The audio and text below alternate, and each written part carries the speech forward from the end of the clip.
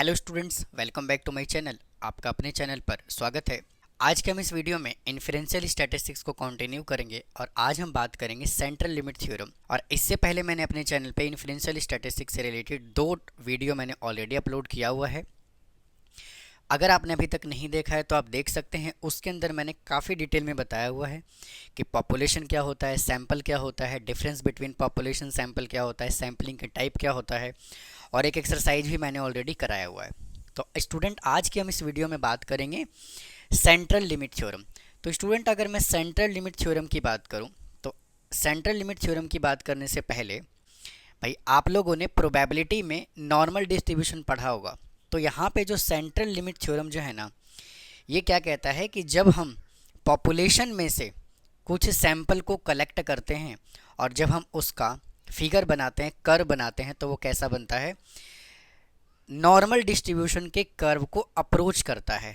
Approach करने का मतलब ये है कि नॉर्मल डिस्ट्रीब्यूशन के कर्व की तरह ही वो बनता है।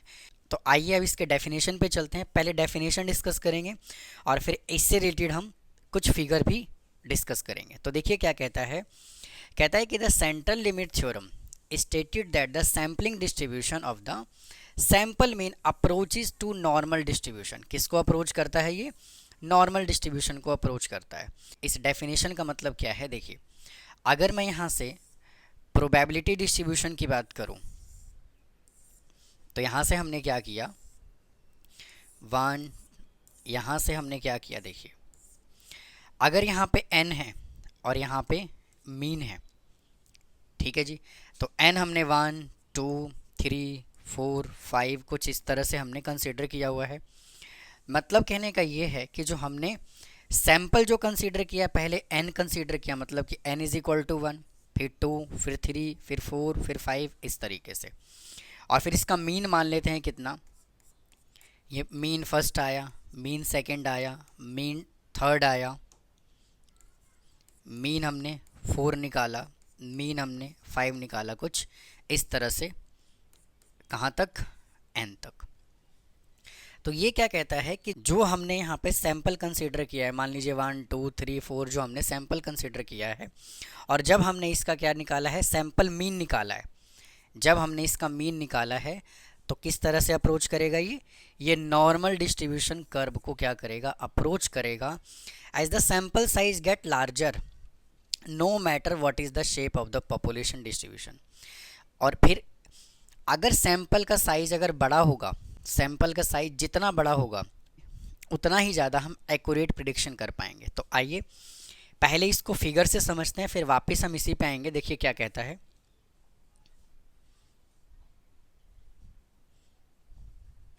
देखिए यहाँ पे क्या कह रहा है। अगर मैं इस फिगर की बात करूं तो देखिए, अगर हमने एक डाइस को कंसिडर किया है, अगर हमने एक डाइस लिया है, तो इसका मतलब क्या है कि कुछ इस तरह से आपका फिगर बनेगा। लेकिन हमने अगर 2 डाइस लिए हैं, अगर 2 डाइस का हमने सैंपल मीन कैलकुलेट किया है, तो इसका फिगर कुछ इस तरह से बनेगा, ऐसा, ठीक है जी। लेकिन अगर हमने यहाँ पे n इज इक्वल टू 5 लिया है, तो इसका फिगर जो बनेगा वो कैसा बनेगा, कुछ इस तरह का बनेगा। और अगर हमने नंबर ऑफ डाइस अगर 10 लिया है, तो स्टूडेंट इसका फिगर जो है वो कुछ इस तरह से बनेगा। और अगर हमने नंबर ऑफ डाइस अगर 50 लिया है तो फिगर इधर ऐसे बनेगा। और अगर हमने 100 लिया है तो फिगर कुछ इस तरह से बनेगा। मतलब कहने का ये है कि सेंट्रल लिमिट थ्योरम यहाँ से क्या कहता है कि अगर हम सैंपल मीन का साइज़, अगर हम सैंपल मिनिमम 30 कंसीडर करेंगे, तो जो फिगर बनेगा वो क्या बनेगा, नॉर्मल कर्व की तरह बनेगा, मतलब नॉर्मल कर्व को अप्रोच कर रहा होगा। देखिए, अगर हमने यहाँ पे सैंपल साइज n लिया, भाई अगर 1 लिया, तो देखिए नॉर्मल कर्व बन रहा है क्या? नहीं बन रहा, इसमें भी नहीं बन रहा, इसमें भी नहीं बन रहा। अगर हमने यहाँ पे सैंपल साइज कितना लिया है, 10 लिया है, तो ये भी बेल शेप्ड कर्व नहीं बन रहा। कैसे? देखिए ये कुछ इस तरह से ऐसे बन रहा है ये, भाई हाँ या ना। लेकिन अगर हमने सैंपल का साइज़ अगर हमने 50 लिया, तो ये बेल शेप्ड का कर्व बन रहा है, देखिए कुछ इस तरह से। नॉर्मल डिस्ट्रीब्यूशन के कर्व को क्या करेगा, अप्रोच करेगा। सेम फिगर हमने यहाँ पे कंसिडर किया हुआ है।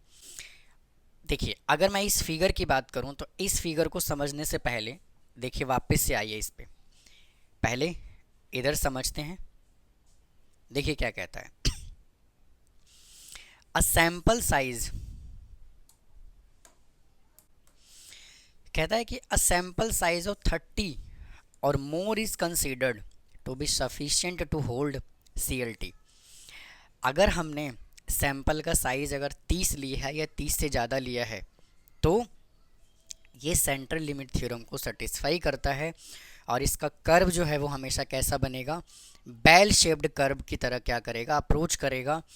And the sample size become large, अगर सैंपल साइज जितना ज़्यादा बड़ा होगा, prediction of the characteristics of the population become more accurate. तो सैंपल साइज जितना बड़ा होगा उतना ही ज़्यादा हम पॉपुलेशन का प्रिडिक्शन एक्यूरेटली कर सकते हैं। आप देखिए नीचे क्या कहता है यहाँ से, if the population is normally distributed, अगर पॉपुलेशन कोई पहले से नॉर्मली डिस्ट्रीब्यूटेड है then the sampling distribution will also be normal. तो सैंपल डिस्ट्रीब्यूशन जो होगा वो क्या होगा, वो भी नॉर्मल ही होगा। कैसे, देखिए अब इस फिगर की बात करते हैं यहाँ से। अगर मैं यहाँ से इस फिगर की बात करूँ, देखिए अगर मैं यहाँ से इस फिगर की बात करूँ, देखिए स्टूडेंट ये जो फिगर है यहाँ पे ये ऑलरेडी पहले से ही नॉर्मली डिस्ट्रीब्यूटेड है। तो स्टूडेंट इसमें से चाहे हम सैंपल कितना भी ले लें, 1 2 3 4 5 जितना मर्जी ले लें, तो ये हमेशा जो कर्व बना करके देगा वो बेल शेप्ड का ही बनेगा, मतलब ये दोनों बिल्कुल सेम होगा। लेकिन अगर हमने सैंपल को यूनिफॉर्म कंसीडर कर लिया, अगर हमने कुछ पॉपुलेशन,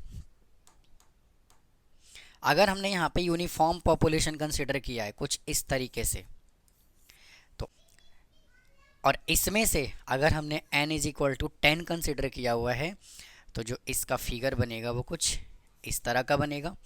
अगर हमने स्क्यूड लिया है, मतलब कि एक साइड से हमने लिया है, तो इसका मतलब स्क्यूड जो है वो कुछ इस तरह से पॉपुलेशन है। स्टूडेंट ऊपर जो है हमने पॉपुलेशन को कंसीडर किया हुआ, नीचे हमने सेंट्रल लिमिट थ्योरम को वेरीफाई किया है। तो जब पॉपुलेशन का साइज़ अगर ऐसा होगा तो ये बेल शेप्ड कर्व को अप्रोच नहीं करेगा, कुछ इस तरह से अप्रोच करेगा। और अगर हमने रैंडमली पॉपुलेशन में से अगर हमने सैंपल कंसीडर किया हुआ है तो कुछ इस तरह से अप्रोच करेगा। तो उम्मीद है स्टूडेंट आपको यहाँ तक समझ में आया होगा। लेकिन जो थर्ड वाला लाइन है, इन सब में n = कितना लिया हुआ, 30। सब में पॉपुलेशन में से सैंपल क्या लिया हुआ है, 30 लिया हुआ है। तो आप चेक कीजिए सभी के सभी कर्व जो है वो कैसा बन रहा है, बेल शेप्ड कर्व बन रहा है कि नहीं बन रहा। उम्मीद है स्टूडेंट आपको सेंट्रल लिमिट थ्योरम का मतलब समझ में आया होगा। अब देखिए इसकी बात हम वापस से करते हैं, यहाँ पे ये क्या कह रहा है, देखिए यहाँ से क्या कहता है, कहता है what the sample size is, mean of the sample mean would be equal to the population mean. मतलब कहने का ये है कि अगर पहले से पॉपुलेशन को हमने नॉर्मली डिस्ट्रीब्यूट किया हुआ है, नॉर्मल में से अगर हमने कंसीडर किया हुआ है, तो इसके अंदर क्या होगा, sample mean, mean of the sample mean is equal to the population mean. मतलब कि दोनों ही आपस में क्या होगा, इक्वल होगा। चाहे हम पॉपुलेशन मीन की बात करें और चाहे तो हम सैंपल मीन की बात करें, दोनों ही आपस में क्या होगा, इक्वल होगा। तो यही स्टूडेंट क्या कहता है, सेंट्रल लिमिट थ्योरम। अब क्या कहता है कि and standard deviation of the sample mean, अब इसका फॉर्मूला क्या होता है, देखिए S = standard deviation divided by √n। तो उम्मीद है स्टूडेंट आपको यहाँ तक समझ में आया होगा। आइए अब इसके कुछ क्वेश्चंस को सिंप्लीफाई करते हैं इसी के बेस पे।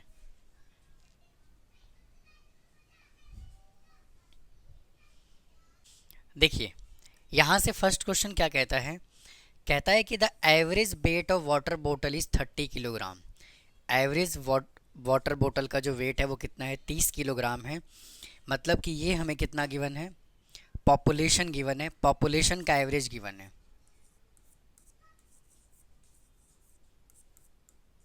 मतलब कि पॉपुलेशन मीन हमें कितना गिवन है, पॉपुलेशन मीन हमें गिवन है 30 kilogram with a standard deviation of rupees 1.5 kilogram, with a standard deviation 1.5 kilogram, और इसका स्टैंडर्ड डेविएशन हमें कितना गिवन है 1.5 गिवन है। If a sample of 45 water bottle, और एन यहाँ से हमने कितना लिया हुआ है 45 लिया हुआ है।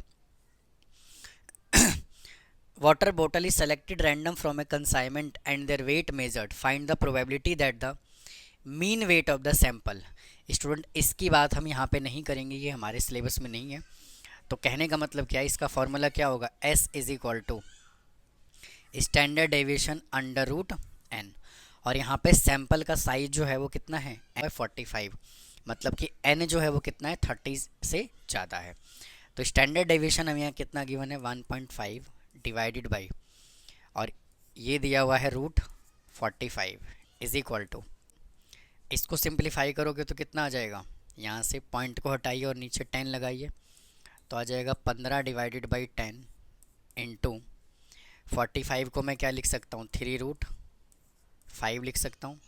ये आ गया 3 और यार ये आ गया 2, और ये 3 से 3 कैंसिल हो जाएगा, तो यहाँ पे कितना बचा 1/2√5 बचा।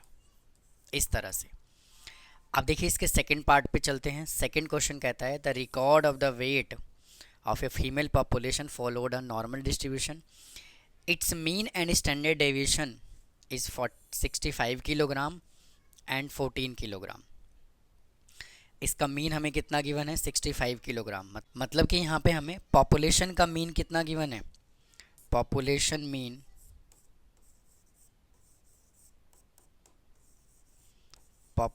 मीन जिसको म्यू से रिप्रेजेंट करते हैं, ये हमें कितना गिवन है 65 किलोग्राम। फिर कहता है and the standard deviation 14 kilogram, standard deviation given है 14। If the researcher consider the record 50 females, और यहाँ पे एन हमें कितना गिवन है 50 गिवन है, 50 females, then what would be standard deviation of the chosen the sample. तो वापस से S इज इक्वल टू क्या फॉर्मूला होगा, standard deviation divided by under root n, standard deviation given है 14 और ये कितना गिवन है 50, तो 50 का यहाँ पे आ जाएगा root is equal to 14 divided by 5√2 is equal to 14 divided by 5 into 1.414, और इन सभी वैल्यू को जब आप सॉल्व करोगे तो कितना आएगा 1.97। आइए अगले क्वेश्चन की तरफ चलते हैं। देखिए क्या कहता है कहता है कि the record of the weight of a male population follows the normal distribution and standard deviation are 70 kilogram and 20 kilogram respectively. ये क्वेश्चन स्टूडेंट बिल्कुल पहले की तरह ही है। अब यहाँ पे हमें पॉपुलेशन मीन कितना गिवन है, यानी कि म्यूस ने हमें कितना दे दिया 70 दे दिया, और स्टैंडर्ड डेविएशन हमें उसने दे दिया 20।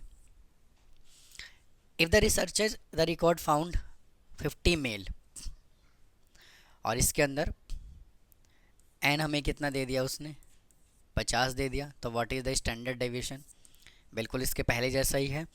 फिर कहता है कि sample distribution the sample mean is formed, population mean हमें गिवन है 60 किलोग्राम, तो पॉपुलेशन मीन हमें कितना गिवन है 60 किलोग्राम, यानी कि म्यू हमें कितना गिवन है 60, and standard deviation is 9 kilogram, standard deviation हमें गिवन है 9 kilogram. What is the expected value and standard deviation if sample size is 36, और एन उसने हमें कितना दे दिया 36। तो यहाँ से S is equal to student formula क्या होता है, स्टैंडर्ड डेविएशन डिवाइडेड बाई में अंडर रूट n। तो स्टैंडर्ड डेविएशन इसका गिवन है 9, और ये आ जाएगा यहाँ से 36 का root is equal to 9 divided by 6, इसको सॉल्व करोगे तो आ जाएगा 1.5। तो ये था स्टूडेंट सेंट्रल लिमिट थ्योरम क्या होता है, काफ़ी डिटेल में मैंने आपको समझाने की कोशिश की।